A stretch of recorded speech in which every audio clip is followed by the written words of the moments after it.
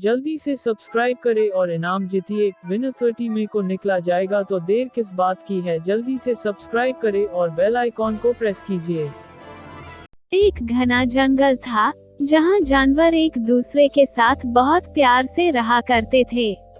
उस जंगल के बीच एक बहुत सुंदर और बड़ा तालाब था। उस तालाब में एक मगरमच्छ रहता था। तालाब के चारों ओर बहुत सारे फलों के पेड़ लगे हुए थे।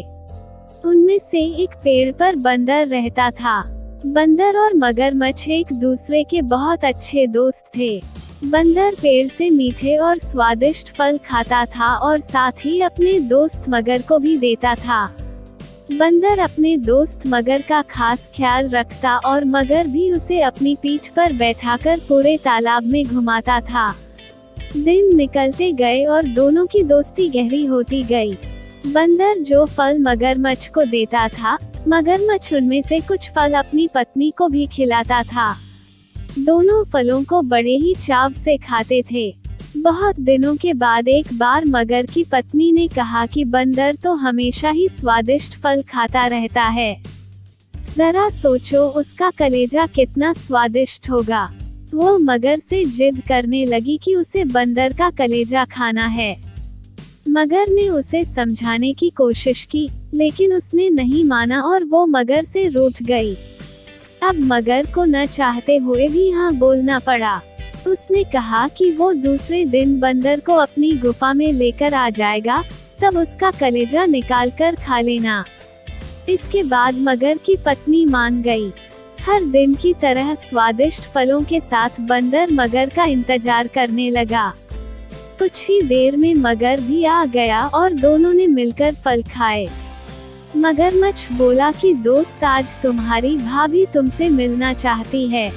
चलो, तालाब की दूसरी ओर मेरा घर है, आज वहाँ चलते हैं।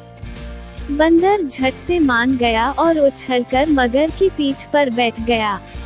मगर उसे लेकर अपनी गुफा की ओर बढ़ने लगा। जैसे ही दोनों तालाब के बीच पहुँचे, मगर ने कहा कि मित्र, आज तुम्हारी भाभी की इच्छा है कि वो तुम्हारा कलेजा खाए। ऐसा कहकर उसने पूरी बात बताई। बात सुनकर बंदर कुछ सोचने लगा और बोला, मित्र, तुमने मुझे यह पहले क्यों नहीं बताया? मगर ने पूछा, क्यों मित्र, क्या आ गया?